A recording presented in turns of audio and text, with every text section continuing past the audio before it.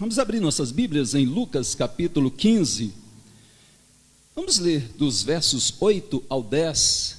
Embora a nossa meditação vá envolver todo o capítulo, vamos fazer a leitura dos versos 8 a 10 de Lucas capítulo 15, a parábola da dracma perdida.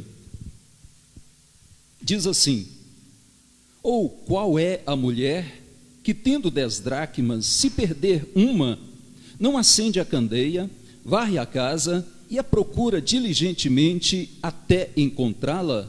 E tendo-a achado, reúne as amigas e vizinhas, dizendo: alegrai-vos comigo, porque achei a dracma que eu tinha perdido.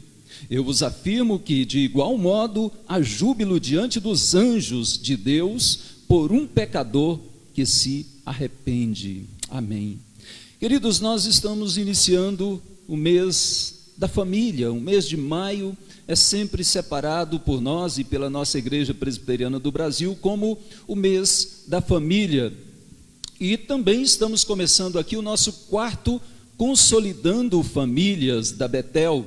Ou seja, durante este mês nós estaremos ouvindo mensagens de pastores e presbíteros, relacionadas sempre com esse tema central, família, que é algo tão importante para toda a igreja. Na verdade, se a família for forte, a igreja será forte. Se a família for fraca, ou as famílias em geral forem fracas, a igreja será fraca. É indispensável isso, desde o início da criação. E hoje nós vamos começar abordando alguns preciosos valores familiares, aqui com base neste capítulo 15 de Lucas, do Evangelho segundo Lucas, bem como de modo especial da parábola da dracma perdida.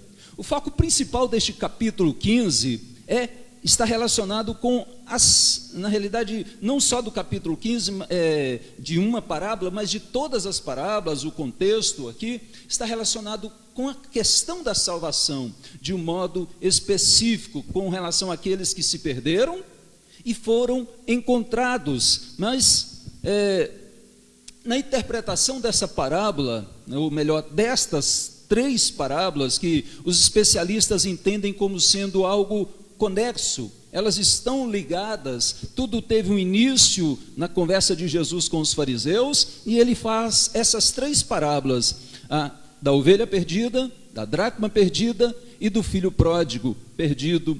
Então, tudo está relacionado sempre aqui com a questão, é claro, da salvação, mas também está relacionado com a questão da casa. Se você observar, o homem resolve os seus problemas fora de casa e volta para casa. Se você observar a mulher, toda a sua situação se dá dentro da sua própria casa. O filho pródigo, nós vamos ver uma relação da saída dele e tudo dentro e fora da sua casa. E isso não está aqui de forma desproposital.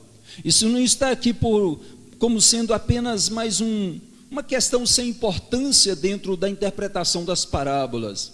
Principalmente nós que somos presbiterianos, reformados, aliancistas, nós entendemos que toda a questão, desde o início relacionada até com a salvação, está também intimamente relacionado com a questão familiar.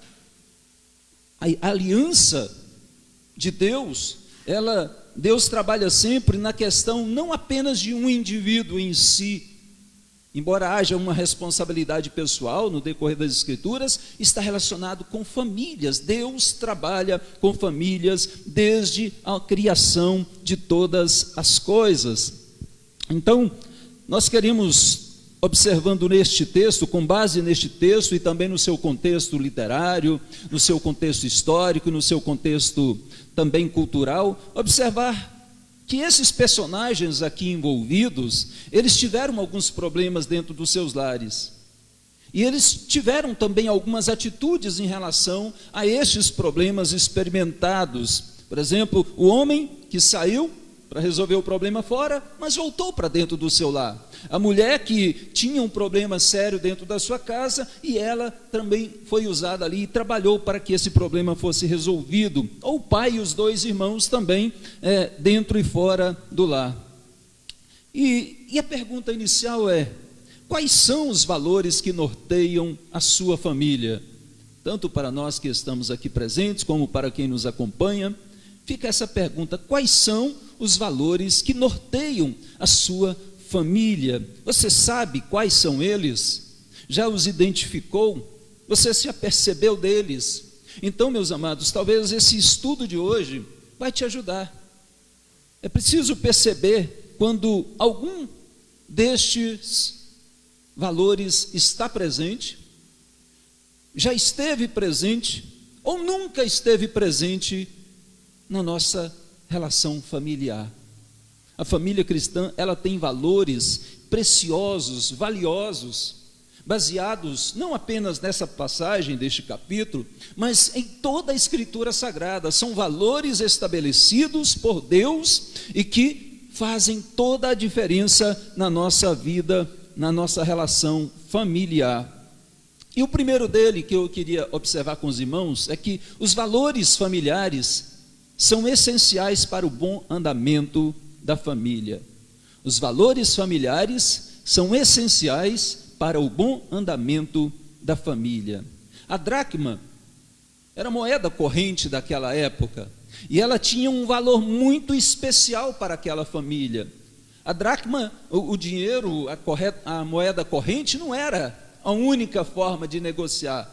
Na verdade, nem todos tinham dinheiro em casa. Às vezes a negociação era entre utensílios, troca de coisas uns com os outros. Mas essa mulher tinha 10 dracmas e aquelas dracmas tinham um valor muito importante para ela. Mas hoje, de modo especial, não de forma alegórica, porque nós queremos nos ater ao texto, nós queremos falar e tratar sobre os valores familiares. Toda família possui valores, e esses valores não são apenas monetários. Na verdade, esses valores são principalmente valores morais, valores sociais e valores espirituais. E o número 10 na Bíblia, não só aqui nessa passagem das 10 dracmas, ele não tem apenas o sentido de 10. O número 10 ele tem um sentido onde ele aborda algo completo, algo perfeito, aborda o todo. E nós precisamos ter essa compreensão, então, dentro da realidade dos valores, não valores subjetivos, materialistas, mas valores bíblicos, que são muito importantes. Uns são importantes e muito importantes, outros são fundamentais, indispensáveis para a nossa relação familiar, para o nosso lar. Por exemplo, quando é como um veículo completo, um automóvel completo. Nós estamos aqui no Grande ABC, onde há várias fábricas, pelo menos havia, várias fábricas, de veículos. E o veículo ele pode sair de lá básico, ou pode sair completo, ou com alguns acessórios, mas ele sai novo, ele sai cheirosinho, ele sai perfeito, ele sai pronto para andar.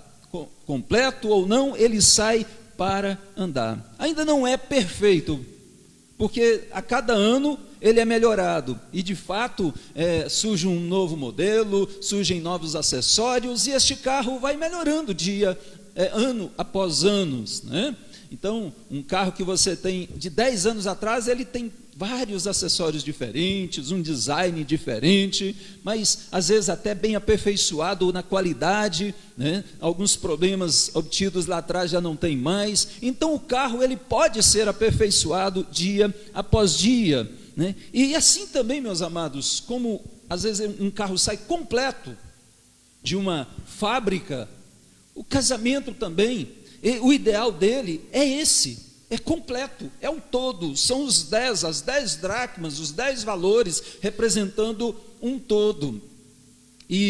Mas nós sabemos que não há família perfeita, não há nenhuma família perfeita na história da Escritura Sagrada. Você pode pegar desde Adão e passando por Noé, por Adão, por Abraão, passando por José, passando por todos os outros. Não temos uma família sequer perfeita.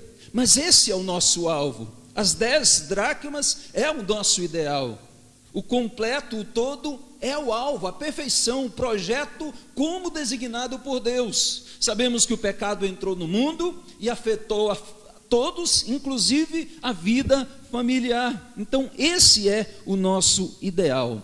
Por isso, nós devemos, então, buscar viver a família, os valores familiares de forma crescente, tendo em vista o propósito divino e também zelando para que nós, como igreja, como família, não vamos perdendo um a um dos valores que nós temos dentro da nossa casa, e assim afastando-nos de Deus e causando assim a destruição do nosso lar.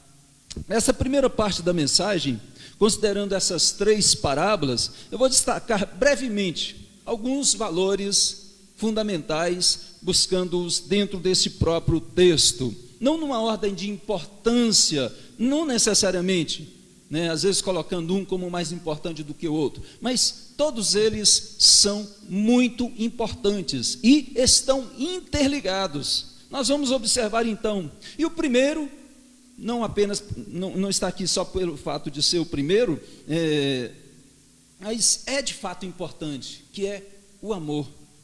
Amor dentro do lar, amor dentro da família. A família começa no amor e deve continuar no amor. E nessas parábolas nós vamos ver tanto que há amor, como também há a falta dele dentro dessas casas. Primeiro, a falta dele, nós vemos aqui um desamor, ou a falta do amor, por exemplo, dos fariseus e escribas pelos pecadores. Quando Jesus os recebia dentro de casa, isso é evidenciado. Não havia nenhuma compaixão dos escribas e fariseus pelos pecadores, pelos publicanos, nada.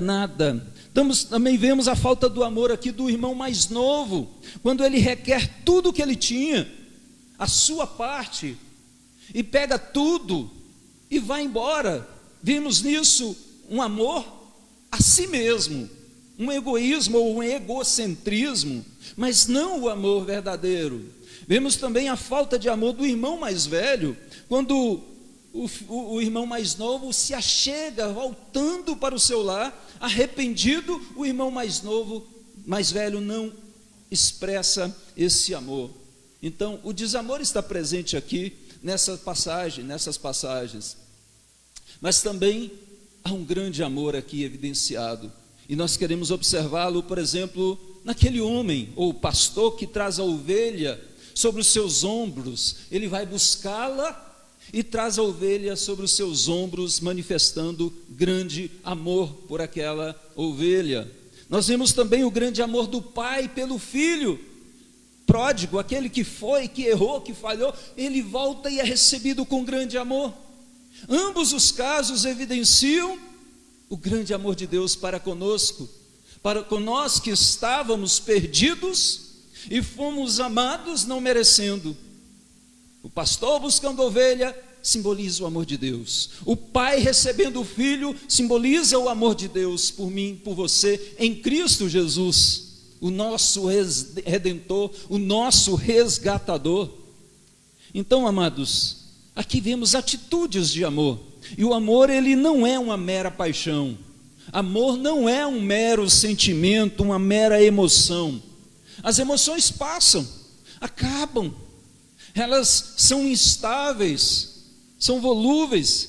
Mas o amor verdadeiro, ele permanece, ele é eterno. O amor verdadeiro, ele é perfeito. E perfeito é o amor do nosso Deus, tanto que Paulo expressa ele de uma forma bem poética, mas verdadeira, ali em 1 Coríntios capítulo 13, quando ele diz que o amor é paciente, o amor é benigno, o amor não arde em ciúmes, o amor não se ufana, não se ensoberbece, não se conduz inconvenientemente, mas regozija-se com a verdade, tudo sofre, tudo crê, tudo espera. Esse verdadeiro amor aqui, ele se mostra mais em atitudes para com aqueles que nós amamos, do que através das emoções, através das paixões, dos sentimentos, que também são importantes e têm o seu lugar. Mas as atitudes de amor, essas sim é que vão definir se há ou não há amor dentro do nosso lar. Não é pelo que eu sinto. Às vezes tem gente que sente, mas não é amor, é apenas algo egoísta, é apenas uma emoção instável. Mas o amor, ele é mostrado em atitudes. Então, aqui eu queria dar sequência em algo que está interligado com o amor, que é o carinho. Observe que o amor, ele vai envolver atitudes de carinho. O homem trazendo a ovelha nos seus ombros é uma atitude de amor e é também uma atitude de carinho para com aquela ovelha cansada, machucada, perdida. O pai abraçando o filho que chega, o pai beijando o filho que volta para o seu lar, é uma atitude de carinho. Isso antes mesmo do filho falar qualquer coisa, antes do filho expressar qualquer arrependimento, o pai já o abraça, o pai já o beija. Essa expressão de carinho e a expressão de amor dentro do lar são valores preciosíssimos. E o carinho, ele está muito ligado ao amor. Ou seja, seria essa a expressão deste amor com atitudes apreciadas pelo cônjuge, onde eu amo meu cônjuge e eu expresso com carinhos. Eu amo meu filho e eu expresso com carinho. Eu amo meu pai, a minha mãe, e eu expresso com carinho. Eu amo meu irmão e eu expresso com carinho.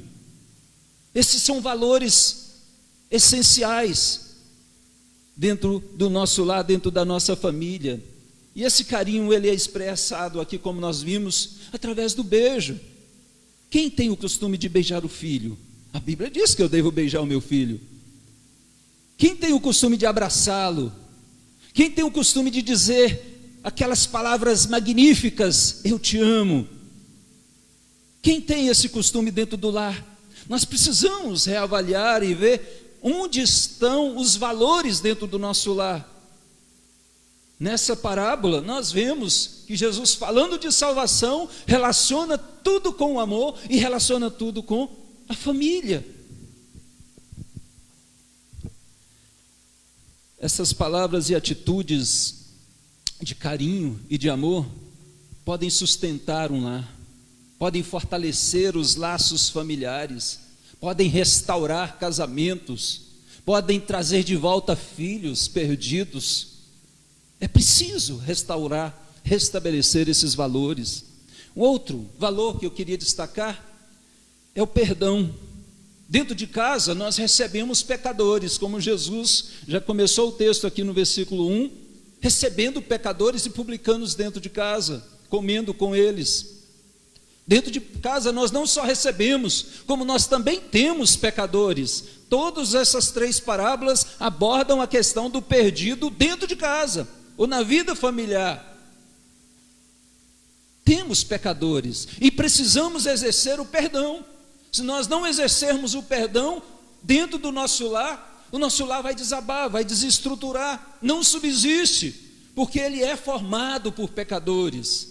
Ele é formado por pessoas que falham umas com as outras. Embora nós tenhamos o alvo da perfeição, nós não somos perfeitos. E precisamos entender a nossa relação de uns para com os outros, exercendo o perdão. Observe que o homem, o pastor aqui, ele vai atrás de quem?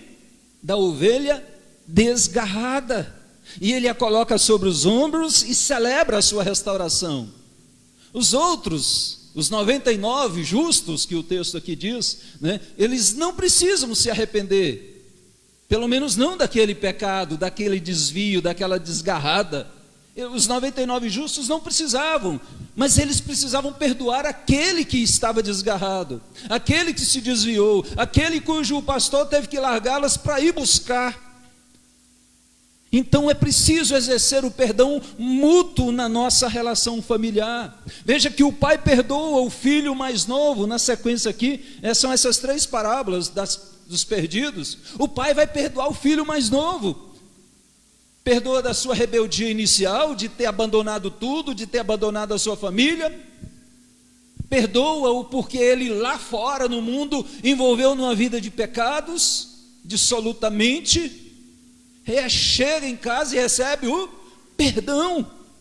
Perdão é poderoso para restaurar, e ele precisa estar dentro do nosso lar, da nossa vida familiar. Eu te perdoo, essas palavras e essas atitudes estão intimamente ligadas ao amor e são poderosas contra os muitos males que assolam as famílias. Não são poucas as famílias destruídas porque esse valor do perdão não está dentro dele. Não são poucas, inclusive dentro das nossas igrejas. É contraditório isso, mas é a realidade. Perdão, o perdão ele tem o poder preventivo. Ainda o mal não se instalou dentro de casa, ainda não encontrou lugar dentro de casa, dentro da família, então o perdão ele vai poder prevenir contra esses males maiores destrutivos. Mas também tem o fator, tem também o poder curativo, o poder terapêutico, de quando o mal já está dentro de casa, já está ali instalado, enraizado, e é o perdão quem vai ser usado por Deus para poder restabelecer a relação familiar. É preciso, de fato, entender essas verdades, amados. Devemos exercer o perdão mútuo nas nossas relações familiares, verificando sempre onde é que eu tenho ofendido o meu familiar, ou tenho sido ofendido. É preciso sempre dizer: por favor, me perdoe, e também eu te perdoo de todo o meu coração. É preciso que isso seja uma verdade dentro do nosso lar, ou nós vamos nos iludir com o cristianismo que nós vivemos, ou nós vamos ficar apenas reclamando: Deus, a minha família está destruída, mas os valores foram sendo perdidos um a um, e o perdão é essencial. O quarto que eu queria destacar, além do amor, do carinho, do perdão, amizade. Amizade é algo que nós vamos ver aqui neste texto evidenciado. As três parábolas relacionam a questão em foco da salvação do lar com a amizade e também com a inimizade. Tudo está aqui no texto. A inimizade está ali ameaçando esses relacionamentos. Observe que é possível perceber uma inimizade entre os fariseus, nos versículos 1 e 2, fariseus e escribas, em relação aos publicanos e pecadores. Eles não se davam de jeito nenhum. E também desses fariseus e escribas em relação ao próprio Jesus. Eram inimigos, não estavam ali para ouvir a palavra, para adorar a Deus, para poder buscar a Jesus. Estavam ali como inimigos, perseguidores, para poder apenas ter alguma coisa para falar contra Jesus. Nós vimos aqui a inimizade também falsa entre aquele filho pródigo, aquele filho mais novo que saiu de casa e foi ter com seus amigos e gastou tudo que tinha. Enquanto ele tinha dinheiro, aqueles amigos estavam ali. Enquanto ele tinha algo para oferecer, aqueles amigos estavam ali. Enquanto ele não tinha os seus problemas, estavam ali os seus amigos. Mas logo depois é evidenciado que isso não era uma amizade verdadeira.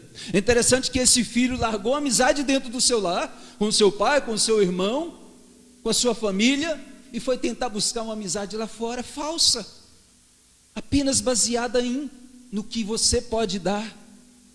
Isso não é amizade verdadeira, e não é essa que fortalece e que sustenta o lar, a família.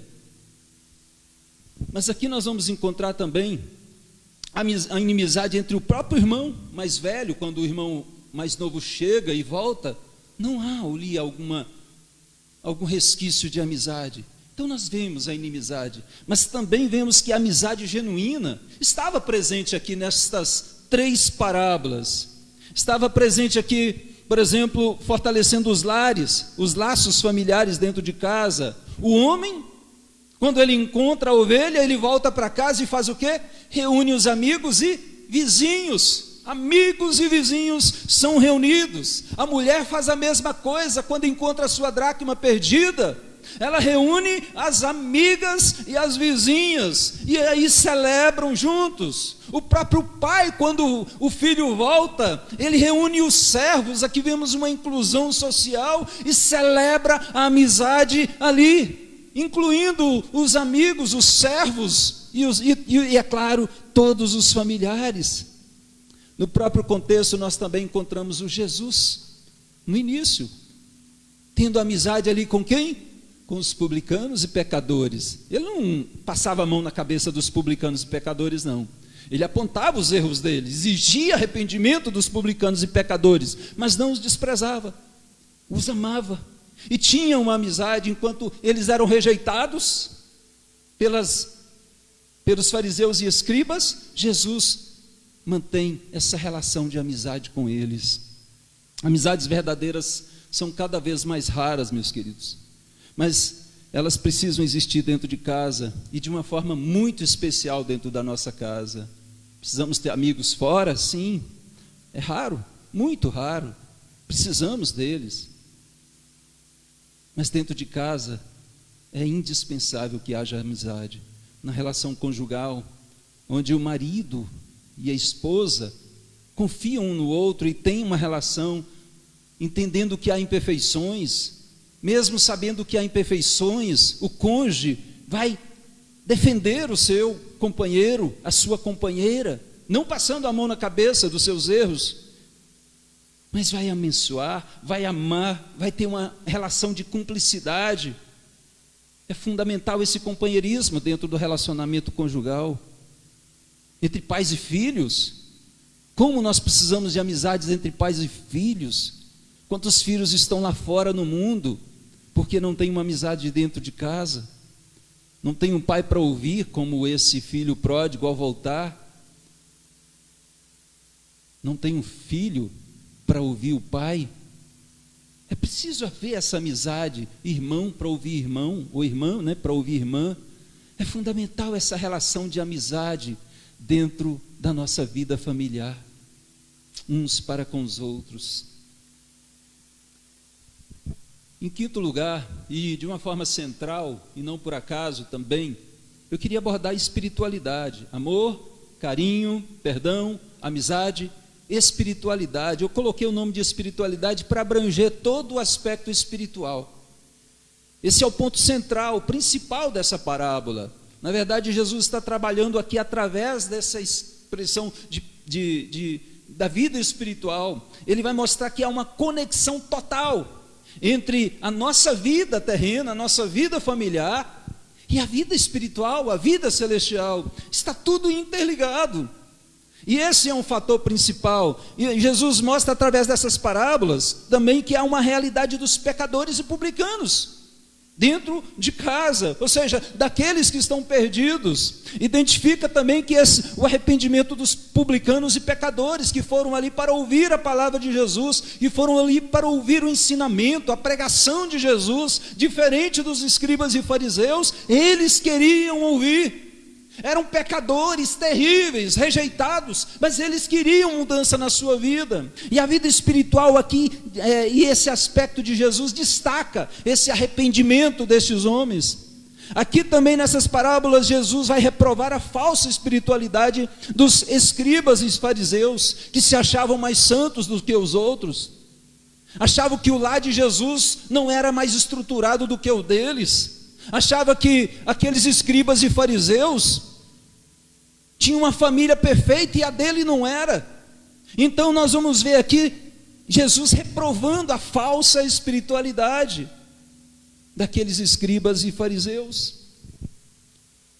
Mostra também que estes perdidos podem estar dentro da nossa própria casa, ou mesmo não apenas como um convidado, mas como sendo alguém da própria família. Às vezes podia ser a esposa daquele homem, podia ser o marido daquela mulher, ou como no caso o filho daquele pai, ou os filhos daquele pai. Podia ser alguém dentro da nossa própria casa que estaria perdido. E o texto nos mostra que nós devemos preocupar com a salvação dentro da nossa família. Esse deve ser um fator principal. Tem gente que tem os familiares perdidos e nunca falou de Jesus. Pelo contrário, ainda dá mau exemplo. Dentro da própria casa, não há nenhuma preocupação. E depois, como que Deus vai fazer essa obra ali na vida? Eu sei que para Deus não é impossível. Ele usa até a pessoa lá de fora. Muita gente com mau testemunho dentro de casa, Deus usa outro dentro de fora para poder falar, para poder dar o testemunho e falar: olha, é poderoso esse evangelho, a salvação você precisa dela. Então, mostra que nós devemos preocupar não apenas com a maioria das pessoas dentro da nossa casa, não só com 9, não só com as 99, mas devemos nos preocupar com todos. Cada um dentro do nosso lar é importante e nós precisamos, como instrumentos de Deus, fazer a nossa parte na pregação do evangelho, no testemunho, na oração. Então a vida espiritual da família, ela precisa permanecer viva, tanto no aspecto individual. Eu sou responsável como marido, como pai, como cabeça do meu lar, mas a minha esposa também é, o meu filho também é. Todos temos relações espirituais mútuas e precisamos, além da parte individual, também temos uma relação espiritual unida, orar em conjunto, meditar em conjunto, nos assentarmos à mesa em conjunto, congregarmos juntos. Tudo isso é fundamental, ter o nosso momento com o Senhor. A vida espiritual é um valor essencial dentro do nosso lar, dentro da nossa vida familiar. A vida espiritual familiar, ela não se resume apenas a casar na igreja, a batizar os filhos, a frequentar um culto no dia de domingo à noite, e olha lá, não apenas quando tem uma enfermidade ou na hora da morte. Não, a vida espiritual ela abrange toda a nossa vida e nós precisamos valorizá-la. A aliança conjugal que nós temos, a aliança, ela traz consigo, antes de uma aliança conjugal, uma aliança com Deus, uma aliança com o Pai Eterno, mostrando que a nossa relação é muito mais ampla do que a relação de um para com o outro. É uma relação não apenas horizontal, mas também vertical. Então, amado, o nosso casamento, quando está firmado na rocha, ele vai superar todos os desafios. Ele não está isento de enfrentar as lutas, as tempestades, as dificuldades, como nós vimos aqui em todas essas 3 casas, em todas essas 3 famílias. Os problemas existiram ali, mas quando há uma firmeza espiritual, o que é fundamental, nós vamos estar seguros em Cristo, que é a nossa rocha. De que vale ganhar o mundo inteiro e perder a sua família? De que vale? Tem gente que está focando tanto lá fora das coisas do mundo e se esquece da sua vida familiar. Não vale a pena, mano. Nenhum sucesso lá fora vale o fracasso da família. E eu não estou falando de ter problemas dentro da família. Ter problemas dentro da família não é fracasso. Quando a família é destruída, sim, isso é fracasso. Nós falhamos. E é preciso rever os nossos valores antes que isso aconteça. Se já aconteceu, é preciso buscar rever os nossos valores para que quando entrar num segundo casamento, que é muito comum nos nossos dias, infelizmente, não aconteça da mesma forma. Os valores não vão indo embora, e depois vamos questionar e às vezes até culpar outras pessoas pelo fim do nosso casamento, pelo fim da nossa família. Em sexto lugar, sexto valor, caráter. É outro valor principal. Caráter é ser e não ter. Ser e não o ter. A questão financeira, ela é importante.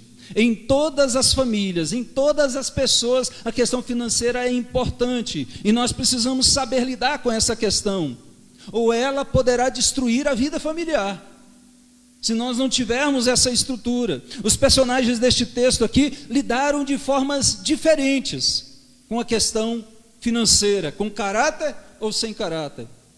Observe aqui que o foco não é o valor monetário em si mesmo, mas as 3 parábolas, elas abordam a questão financeira. Primeiro, o homem que perdeu uma de suas 100 ovelhas, 1% das suas posses, ou pelo menos das suas ovelhas, se perdeu. Depois nós vemos a mulher que perdeu uma de 10 dracmas, ou seja, 10% das suas posses, dos seus bens materiais, pelo menos deste valor que ela tinha. Depois nós vamos ver o pai perdendo um dos seus 2 filhos, nós não sabemos se havia outros filhos, mas 50% já. E aqui na questão familiar, as perdas aqui envolvendo isso. É interessante que nós vamos ver aqui também o filho mais novo exigindo a sua parte, relacionado com a questão financeira, né? A sua parte da herança. Eu não sei quanto ele tinha de direito naquela herança, mas ele exigiu essa herança e dissipou todos os seus bens. Não soube administrá-lo de uma forma ética, com caráter, com sabedoria, e ele ficou vivendo na miséria, na humilhação, porque esse aspecto do caráter e da questão da administração financeira não foi levado a sério. Ele brincou, achou que o dinheiro iria durar para sempre, mas a sua mão, quando há a falta de caráter, é como um sactel furado, escorre por entre os dedos também e vai embora. O irmão mais novo vai ficar indignado com o pai por ajudar o filho. Fala: olha, já pegou tudo que ele tinha, o que tem aqui agora é meu. E a briga financeira dentro da família vai ser evidenciada. Ao contrário do pai, o pai já tinha dado, o filho errou, o filho falhou, o filho levou até tudo que tinha, mas quando ele volta, o pai o quê? Usa os seus bens para poder ampará-lo. Olha as diferenças entre o lidar com a questão financeira dentro da vida familiar. Olha a questão ética, a questão de caráter, no lidar com essas situações. Enquanto o filho fica indignado com o pai com o coração aberto, compassivo. Então, amados, a questão financeira, ela está intimamente ligada com o caráter. É mais ser do que ter. É muito mais o ser do que ter dentro de casa. Tem muita gente que não tem muito, que tem pouco, mas tem caráter. Isso é essencial para a estrutura da vida familiar. Não deixe o seu lar se perder na busca pelo ter. Você pode buscar ter, mas não perca a essência de ser cristão, de ser um servo de Deus, de ser alguém que tem ética, que tem caráter, que tem amor, e não vai ter o dinheiro como um fim em si mesmo. É interessante que os vizinhos e amigos aqui, eles se alegraram com o sucesso do homem, se alegraram com o sucesso da mulher, com a vitória do próximo. Enquanto uns são avarentos e preocupados só com a questão financeira, material, aqueles vizinhos mostraram que eles se alegram com o bem do outro. O filho pródigo, ele agiu para com o pai errado, agiu mal ao pedir a herança, enquanto o pai ainda vivia. O filho mais velho, que já tinha tudo, agiu mal para com o irmão, ficando indignado com o pai e com o irmão por causa da sua volta e daquela festa, daquele gasto. O dinheiro e os bens materiais precisam ser administrados bem, com propósitos sublimes dentro do nosso lar, e não de forma a dividir a família. Nenhum sucesso financeiro ou profissional, nenhum bem material, nenhuma herança compensa a divisão de irmãos, a divisão entre familiares. Quando o dinheiro é um fim em si mesmo, ele corrói, corrompe, destrói o caráter. Então, vigiemos nesse aspecto. O sétimo, que nós vamos abordar aqui dentro desse texto ainda, é o diálogo. É um outro valor fundamental, essencial dentro da vida familiar. A boa comunicação é fundamental em qualquer lugar, mas dentro da nossa família, da nossa casa, ela precisa ser muito boa. Precisa haver diálogo. Aqui nós vamos ver a falta do diálogo presente nessas casas. Observe que foi a murmuração dos fariseus e escribas que deu origem a essas 3 parábolas. Eles estavam dentro da casa ali com Jesus, viram toda aquela situação, né? E eles falavam entre si da forma errada, falavam apenas com murmurinhos, falavam apenas, aqui diz, murmurando, que é falar baixinho, para que ninguém ouça, ou seja, tendo as coisas às vezes escondidas, não eram transparentes. Isso é a característica de fariseus e de escribas, e nós precisamos cortar isso dentro da nossa casa. Eu sei que há segredos dentro da vida familiar, entre marido e mulher, que os filhos não devem saber e não podem saber, ou não precisam saber, de filhos também que os pais não precisam saber, mas nós não podemos ficar com cochichinhos dentro da nossa estrutura familiar. Essa falta de diálogo foi evidenciada entre os fariseus e escribas, mas também, nós vamos ver aqui que esses fariseus e escribas, eles não mostraram ser o que eles diziam ser, espirituais, os defensores da lei. Eles evidenciam essa falta de caráter para com Jesus, com as suas conversinhas indiretas, e sem essa transparência necessária. O irmão mais velho também, que não buscou o diálogo com o irmão mais novo, na parábola do filho pródigo, já ficou indignado, sem saber de fato tudo o que estava acontecendo, sem ir diretamente falar, falou com o servo, falou com o pai, mas não falou com o irmão. Às vezes essa questão de falar com tanta gente, menos com a pessoa, demonstra a falta de diálogo e também falta de caráter. Mas o diálogo estava presente, não era só a falta de diálogo. O diálogo estava presente dentro deste lar. O diálogo com as pessoas de fora, ou seja, os vizinhos e os amigos, ou vizinhas e amigas. Houve aqui o convite, houve a resposta, houve toda essa relação dialogal. O diálogo entre as pessoas de dentro também houve aqui neste texto. Por exemplo, o filho mais novo foi falar com o pai, teve seus problemas, mas voltou para corrigir, voltou para falar com o seu pai, que lhe ouve com o coração aberto. Ele já ficava pensando lá, eu vou chegar lá no meu pai e vou falar, eu vou abrir o meu coração. E ele de fato o fez e o pai o ouviu. Houve um diálogo conciliador aqui também do pai para com o filho mais velho. O filho mais velho ali indignado, chateado com aquela situação. Quem é que vai conversar com ele? O pai. E o pai, ao invés de recriminá-lo, o pai o ouve. Então há um diálogo também saudável aqui dentro deste lar. E é preciso, amados, ouvir, saber falar, no senso de conciliação, de colaboração, e não de competição dentro do lar. Não no sentido de rivalidade dentro do lar, nas nossas falas. Não com murmurações, com fuxicos e fofocas. É preciso saber ceder. O filho mais novo não cedeu e sofreu. O pai, quando ele veio, provavelmente falou: filho, não faz isso, vai dar errado, esse não é o caminho, eu quero tudo que eu tenho, é meu. E foi, sofreu, voltou triste, voltou decepcionado. O filho mais velho não estava cedendo diante daquela situação, mas após a conciliação, após a conversa com o pai, tudo dá a entender que o filho mais velho cedeu, e houve então uma harmonização dentro do lar. É preciso ceder. Lembro da ilustração de um capitão que pilotava um navio, e ele viu vindo uma forte luz à sua frente, e no meio da neblina, ele deu o sinal e avisou no rádio: desvia 10 graus para o sul, porque senão nós vamos colidir. E nada, foi passando, foi se aproximando, a luz foi ficando mais forte, e então o capitão deu mais um sinal e disse: desvia 10 graus para o sul, porque senão nós vamos colidir. E nada. Quando chegou, ele já agoniado, já pegou e falou: desvia 10 graus para o sul, porque senão nós vamos bater de frente.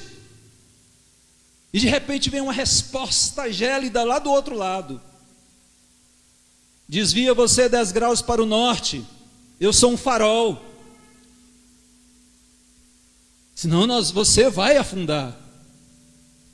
E na relação familiar muitos não têm cedido, muitos têm batido de frente, preferem afundar o navio, afundar a família, do que dar o braço a torcer, do que ter humildade. É preciso ter o diálogo. O diálogo é ouvir e ser ouvido. Não é apenas falar, falar, falar. Não é apenas achar que tem a razão sempre. É ouvir o outro lado, o que o outro tem a dizer. É preciso ceder. É preciso falar sabendo. É preciso ouvir sabendo também. Diálogo. Esse é o 7º.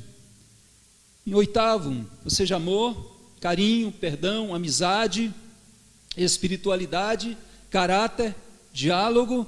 E o 8º, respeito. Respeito. Como nós precisamos do respeito como um valor dentro do nosso lar. O desrespeito estava presente aqui dentro dessas casas. Desrespeito dos fariseus e escribas com Jesus, quando ele recebia visitas dentro da sua casa e fazia uma refeição com eles. O filho mais novo não respeitou o pai, que ainda estava vivo. O filho mais velho se sentiu desrespeitado pelo pai ao acolher, quando o pai acolheu o filho mais novo que retornava, o filho pródigo. O filho mais velho também desrespeita a autoridade do pai, ficando indignado e questionando a sua decisão. O desrespeito estava presente. Mas o respeito também pode ser observado neste texto, ou melhor, nos textos envolvidos aqui no capítulo 15. Observando o aspecto cultural, por exemplo, pelo sexo oposto, respeito pelo sexo oposto. Os homens reúnem amigos e vizinhos. As mulheres reúnem amigas e vizinhas. É toda uma questão de contexto cultural. Aqui nós vemos um respeito que vai além da própria casa, abrange a sociedade, abrange a religião, abrange a cultura daquela época. Na verdade, eu penso que até em nossa época, ainda hoje, se um homem chamar as vizinhas, vai pegar mal. Se uma mulher chamar só os vizinhos, vai pegar mal. É claro que nós temos amigos e também do sexo oposto, mas aqui tem uma questão cultural e não está aqui por acaso. Esse respeito, homens chamaram os homens, vizinhos e amigos, mulheres chamaram as vizinhas e amigas. Esse respeito mútuo para com o sexo oposto, para com o seu próprio cônjuge, é fundamental dentro do nosso lar, dentro da nossa relação. Como falamos de amizade, se a amizade do cônjuge lá fora é com o sexo oposto, isso não vai dar bem, isso vai dar mal. É preciso vigiar e ter esse respeito. Não estou falando que deve haver ardência e ciúmes quando tem amigos lá fora, mas quando as amizades principais e o conforto vem é dessa pessoa do sexo oposto, está errado. Vai terminar mal, vai afastar-se de Deus, vai perder o respeito aqui pelo cônjuge e pela outra pessoa também. Não apenas nas relações com o sexo oposto, mas todas as relações dentro e fora do lar precisam ser guardadas pelo respeito. Respeito mútuo entre os cônjuges, respeito mútuo entre pais e filhos, entre irmãos. É preciso haver esse respeito dentro de casa. Temos diferenças, irmão não pensa igual ao outro, irmão é diferente do outro, cada um é diferente, mas o respeito não pode ser perdido dentro da nossa casa. Na verdade, quando se perde o respeito dentro de casa, esse desrespeito vai invadir o restante da sociedade. Quando se perde o respeito pelos pais, não vai ter respeito por nenhuma outra autoridade. Não vai ter respeito pelo pastor, como autoridade da igreja, não vai ter respeito pelos presidentes, não vai ter respeito pelo juiz, pelo governador, por qualquer autoridade civil ou eclesiástica. Se o desrespeito não existir dentro de casa. Então é preciso observar esse valor tão fundamental, tão essencial. O desrespeito estava aqui, mas também tinha respeito. Muitos lares se desestruturam e a sociedade toda se desestrutura quando há o desrespeito, quando cada um acha que pode fazer o que bem quiser, sem considerar o outro, humilha o outro.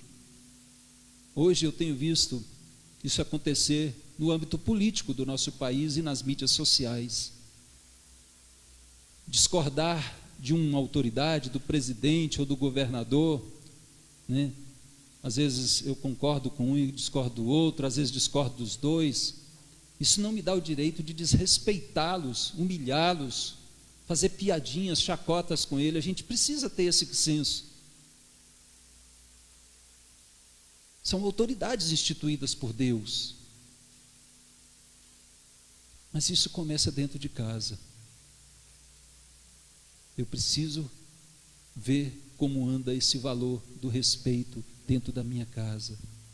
Quero trabalhar o 9. Estamos chegando ao final. Em todas essas parábolas, nós vamos ver aqui que também há o prazer. Pastor, prazer como valor dentro de casa, da família. Onde é que o senhor está vendo isso aqui nesse texto, né? Mais um, prazer é um valor familiar, que muitos acham que crente não precisa ter prazer, que a família não precisa ter prazer. Eu não estou falando aqui só da questão sexual, embora isso não dá para poder tirar daqui desse texto. O sexo é bom dentro do lar, dentro da vida conjugal, sim, aí é bênção de Deus. Mas aqui neste capítulo nós temos tanto o exemplo negativo como o positivo desse aspecto.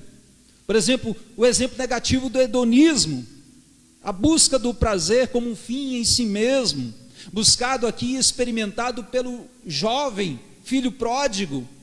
Ele queria o prazer para a sua vida, não o prazer dentro do seu lar, não um prazer lícito. Nós vamos vê-lo aqui nesse exemplo frustrado, porque ele buscou viver dissolutamente no pecado, nos prazeres da vida, e ele voltou frustrado com esse hedonismo, frustrado com os prazeres que ele encontrou lá fora. O prazer em si mesmo só deixa a pessoa mais vazia. Ele atrai, tem a sensação boa momentaneamente, mas destrói depois, deixa o sentimento de culpa, deixa o vazio na vida da pessoa, deixa na miséria, como foi o caso do filho pródigo. E este exemplo negativo do filho pródigo, buscando prazer através do seu dinheiro, representa todos os outros tipos de prazeres ilícitos dentro e fora de casa. Mas aqui no lar há muitos prazeres lícitos. Observemos aqui que eles são dádivas divinas, são preciosas dádivas para a nossa vida familiar, para o casal. Jesus recebeu os convidados e comiam juntos. Em outras ocasiões diz que eles bebiam, ou seja, ali era um momento de prazer. Salomão diz que o prazer da vida é comer e beber também. O homem, o pastor, ao encontrar a ovelha perdida, o que é que ele fez? Fez celebração, fez festa, expressou uma alegria, comemorou aquilo. A mulher, ao encontrar a dracma perdida, fez o quê? Festa, alegria. O pai, ao encontrar o filho perdido, fez o quê?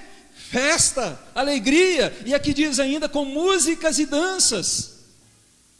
Na relação familiar, na bênção. O homem não foi celebrar lá no botequim, no bar.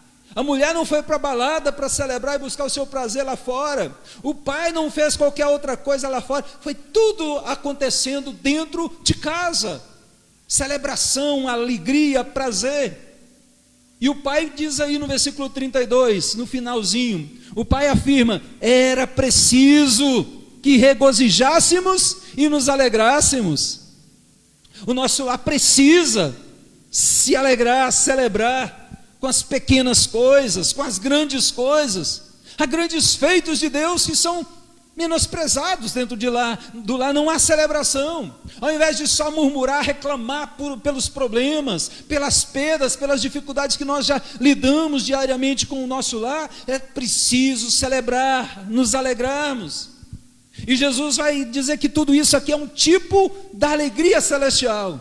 Esse prazer experimentado dentro de casa, essa alegria experimentada dentro de casa, é um tipo de uma alegria espiritual, celestial que nos aguarda. Ou seja, Jesus vai comparar essa alegria, esse júbilo experimentado dentro do lar, dentro da casa, com uma alegria celestial. É claro que a alegria celestial é maior, ele diz, é semelhante à alegria lá, é maior. Mas essa já é um sinal dessa alegria. Mas ele diz que com relação à alegria dos anjos, o júbilo dos anjos, essa alegria experimentada dentro do lar é igual. Os anjos se alegram quando um pecador se arrepende. Os céus se alegram quando o pecador se arrepende. Sim. Isso é usado como exemplo da alegria dentro de casa, dentro da nossa vida familiar. É preciso resgatar esse valor do prazer, da celebração, da alegria dentro de casa. Dentro de casa nós podemos viver a alegria semelhante à dos santos anjos, uma alegria celestial, uma alegria como que do paraíso. O nosso lar é tipo um pedacinho do céu de fato, e deveria ser, mas para isso nós precisamos ter os valores dentro do nosso lar. Quando eles vão se perdendo dentro do nosso lar, o lar vai parecendo mais com o inferno, não com o céu. Quando há prazer, não é o prazer saudável, lícito. Quando há alegria, não há alegria saudável, lícita. Por quê? Falta todos esses outros valores fundamentais. Então o nosso lar é um tipo de pedacinho do céu, embora menor, mas ainda que menor que essa alegria, mas já é um exemplo, é semelhante ao que teremos no céu. E eu quero essa bênção para a minha vida, para o meu lar, para a minha família, para o meu casamento. Eu quero cada vez mais, já tenho muito. Eu louvo a Deus pelo meu lar, louvo a Deus porque Ele já fez na minha família, mas eu quero mais. O meu alvo não é só isso, não estou acomodado. Eu quero vivenciar mais dessas bênçãos de Deus, para que todos esses valores estejam. O último eu iria deixar aberto, mas eu queria ressaltá-lo aqui como sendo o tempo. Todos estão interligados, e o tempo também, ou seja, a administração do tempo, ela é necessária para tudo o que foi levantado aqui até agora, todos esses valores. Se eu não tiver tempo, vai faltar todos esses outros, todos esses. É preciso verificar quais são as prioridades dentro do meu lar, da minha família, e dedicar tempo para isso. No texto aqui nós vamos ver que há tempo para todo propósito. Há tempo de perder e há tempo de ganhar. Não é isso que tem aqui? Perdeu, achou.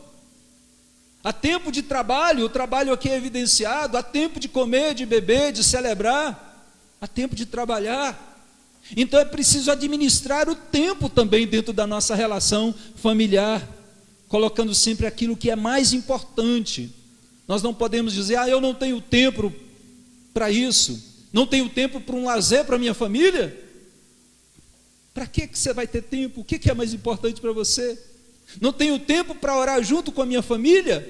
Não tenho tempo para congregar, para adorar a Deus? Vai ter tempo para quê? E o que é mais importante então para você? É preciso estabelecer prioridades na administração do tempo. Tempo da celebração em casa, tempo do lazer, tempo para rir, tempo para brincar. Não pode ser só casa, trabalho, igreja também. É preciso tirar tempo de férias, mini folgas, né? Mini folgas são fundamentais. Às vezes eu sei nessa correria de São Paulo, de São Bernardo, aqui do ABC, tira mini folgas para você, para a sua família, experimentarem as bênçãos de Deus. Administre o tempo adequadamente. Não negocie esse tempo, eu sempre tenho falado, não negocie as suas férias, não negocie as suas folgas. Isso não vai te deixar mais rico, mas pode tirar tempo da sua família, pode tirar tempo daqueles que são mais valiosos, e não vai ter como voltar atrás. O tempo não para. Administre bem o tempo. Então eu quero finalizar aqui, amados. Então, além desses, há outros valores familiares também importantes para todos nós, mas quanto a estes que foram destacados aqui hoje, você identificou que todos estão presentes no seu lar? Todos eles estão presentes na sua vida familiar? Em que intensidade? Pode melhorar? Se a sua família fosse um automóvel hoje, ela seria um modelo completo, com tudo funcionando perfeitamente? Ou um carro básico, sem acessórios?